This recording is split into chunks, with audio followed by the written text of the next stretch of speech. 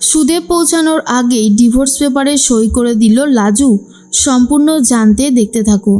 গল্পের শুরুতেই দেখা যায় লাজু উকিলের সাথে কথা বলতে থাকে আর বলে, আমি যদি এখন ডাক্তার না হই তাহলে আমি আমার দেশের সাথে অন্যায় করব, আর সেটা আমি কোনোভাবেই করতে পারবো না। যেভাবেই হোক আমার ডিভোর্সটা যেন হয়ে যায়।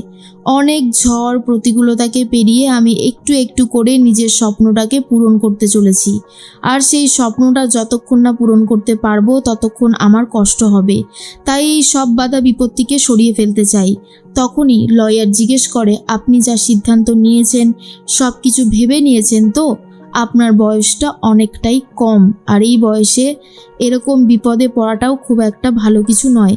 তবে যা সিদ্ধান্ত নেবেন ভেবে নেবেন, কারণ আপনার একটা সিদ্ধান্ত আপনার জীবনকে রীতিমতো নষ্ট করে দিতে পারে। এরপর লাজু বলে, আমি আমার জীবনের সিদ্ধান্ত নিজেই নিতে শিখে গেছি, তাই আমার মনে হয় না যে আর কোনো রকমের কোনো অসুবিধা হতে পারে। ঠিক সেই মুহূর্তেই লয়ার বলে, বেশ, আপনি যখন সিদ্ধান্ত নিয়েই ফেলেছেন তখন সেখানে আর আমার কী বা কথা থাকতে পারে, তাই না? তাই আমার মনে হয় যে আপনি যে সিদ্ধান্ত নিয়েছেন সেটা একদম সঠিক সিদ্ধান্তই নিয়েছেন। অন্যদিকে দেখা যায় যে সুদেব কিছুতেই ভাবতেই পারছে না যে লাজু তার কাছ থেকে দূরে চলে গেছে। এরপরেই সুদেবের ফোনে ফোন আসতে থাকে। অন্য একটা নাম্বার থেকে ফোন করেছে বনলতা, তার মায়ের নাম্বার থেকে ফোন করেছে। আর তখন সুদেব ভাবে, আবার পুলিশের লোকটোক ফোন করলো না তো? ফোন না ধরলে যদি আবার বাড়িতে এসে মারধর করে। এই কথা ভেবে ভেবেই ফোনটা রিসিভ করে সুদেব। আর তখন বনলতা বলে, আমি বনলতা বলছি, ফোন কাটার চেষ্টা করো না, তোমার সাথে খুবই গুরুত্বপূর্ণ কিছু কথা আছে যেগুলো না বললেই নয়। সুদেব বলে, ফোন করেছো কেন? হ্যাঁ, আমার মাথাটা তো চিবিয়ে চিবিয়ে খেয়েছো, আবার ফোন করেছো? একদম আমাকে ফোন করবে না। তোমার জন্য আমি কত বড় বিপদে পড়েছি। আমার কাছ থেকে আমার লাজু চলে গেছে, গ্রামে আমি আর বেরোতে পারছি না, লোকে একেবারে ছিছি করছে। শোনো, আমার না তোমার সাথে আর কোনো কথা নেই, কোনো কথা থাকতেও পারে না। বনলতা বলে, দেখো সুদেব, এখনই সেই সময়টা আছে যখন তোমাকে আমার কথা শুনতে হবে। তোমার বউ আর আমার বর দুজনাই তো রীতিমতো তাদের রাস্তা ক্লিয়ার করতে চলেছে। লাজু যদি একবার ডিভোর্স দিয়ে দেয়, তুমি বুঝতে পারছো তোমার কি হতে চলেছে? এমনিতেই তো কিছু রোজগার টোজগার করো না, তুমি জানো ডিভোর্স হতে গেলে কত কি মানুষ চায়। বিশেষ করে লাজু যদি এখন বলে ওর খোরপোশের টাকাটা তোমাকে দিতে হবে, তাহলে তুমি কি করে ওর খোরপোশের টাকা জোগাড় করবে? আর লাজুকে যদি এখনো পটিয়ে পাটিয়ে ক্ষমা চেয়ে তোমার বাড়িতে নিয়ে যেতে পারো, তাহলে কিন্তু আখেরে তোমারই লাভ হবে। সুদেব বলে, শোনো, আমি আর তোমার সাথে এই বিষয়ে একটা কথাও বলতে চাই না। তো বলা যায় না তুমি আবার আমাকে ভুলভাল বুদ্ধি দিতে পারো। বনলতা বলে, আমি তোমাকে কোনো ভুলভাল বুদ্ধি দিচ্ছি না, যা বলছি তা যে একেবারে অক্ষরে অক্ষরে সত্যি তা তুমি কয়েকদিনের মধ্যেই বুঝতে পারবে। কারণ লাজু কিন্তু অলরেডি অনুভবের সাথে কথা বলে লয়ারের ব্যবস্থা করে ফেলেছে। বুঝতে পারছো তো? তোমার লাজু আর তোমার থাকবে না। এসব শোনার পর সুদেব বুঝতে পারে আর একবার সে চান্স নেবে। এর মাঝখানে অনুভব চলে গেছে তার বন্ধু লয়ারের সাথে কথা বলতে, আর বলে, দেখ, তোর যা যা সমস্ত ফর্মালিটি আছে তুই লাজুকে দিয়ে সেসব করিয়ে নে, কারণ আমার মনে হয় এই কাজটা ফেলে রাখাটা একদমই উচিত হবে না। লয়ার বন্ধু বলে, তোকে একটা কথা জিজ্ঞেস করি, তোর এই মেয়েটার প্রতি এত বেশি সব কিছু রয়েছে, কি ব্যাপার বলতো?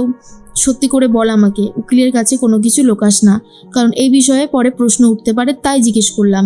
অনুভব বলে, দেখ, বিয়ের দিন থেকেই না আমার আর লাজুর জীবন শুধু পরিবর্তন হয়েই চলেছে, তাই আমি ওই মেয়েটার পাশে আছি।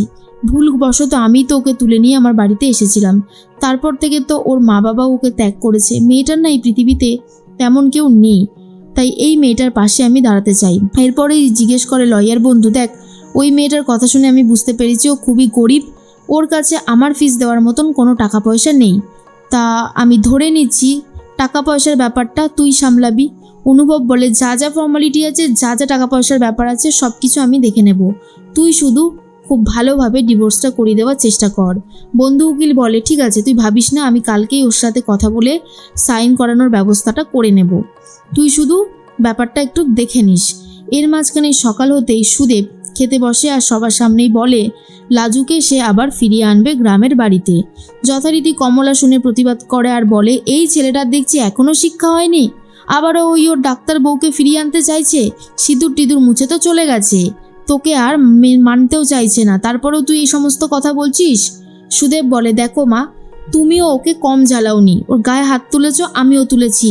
কোন মেয়ে এভাবে থাকতে পারবে বলো তো? না না, লাজুর প্রতি আমরা অন্যায় করেছি, আর এই অন্যায় করা চলবে না। তখনই সুদেবের দাদা বলে, বাপ রে সুদেব, তোর মুখে তো এখন বেশ বুলি ফুটেছে দেখছি। তুই এইসব কথাগুলো এত পরে বুঝলি রে? তখন অনেকটাই দেরি হয়ে গেছে, লাজু আর তোর সাথে থাকবে না। সুদেব বলে, আমি ক্ষমা ঘেন্না চেয়ে ঠিক যেভাবেই হোক না কেন ওকে এই বাড়িতে ফিরিয়ে আনবো, কিন্তু দাদা তুই মাকে বুঝিয়ে বল, মা যেন আর ওই মেয়েটার সাথে খারাপ ব্যবহার না করে। দেখো মা, লাজু শুনলাম ওই উকিলের কাছে যাচ্ছে, উকিলের কাছে গেলে উকিলের কথা অনুযায়ী সব কিছু শুরু হয়ে যাবে। আমার এত ক্ষমতা কোথায় যে আমি উকিল রেখে কেসটা লড়াবো? তারপর যদি আবার খোরপোশে টাকা চাই ডিভোর্সের পরে, না না, ওসব কিছু হবে না। তার আগেই লাজুকে বুঝিয়ে সুঝিয়ে আমি ঠিক এই বাড়িতে নিয়ে আসবো।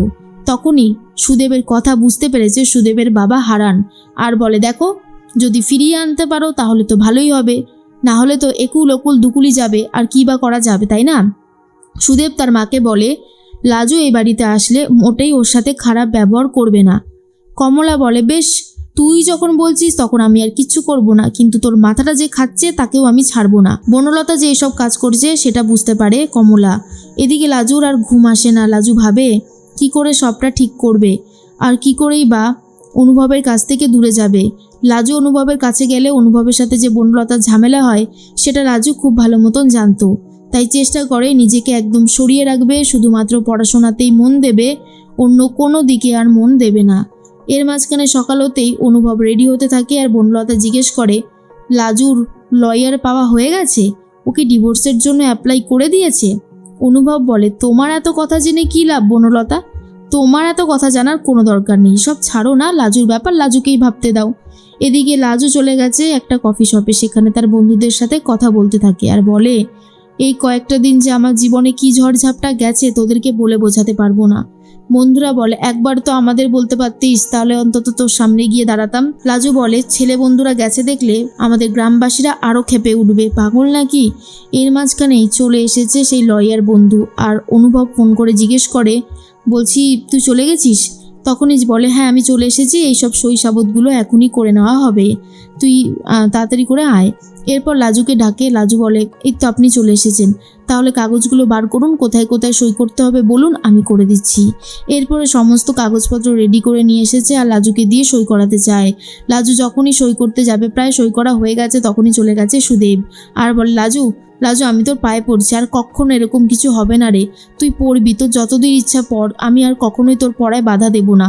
এই সমস্ত বলে লাজুকে ঘায়াল করার চেষ্টা করে, যাতে লাজু রীতিমতো সুদেবকে ক্ষমা করে দিতে পারে, কিন্তু সুদেবকে ক্ষমা করতে চাই না লাজু।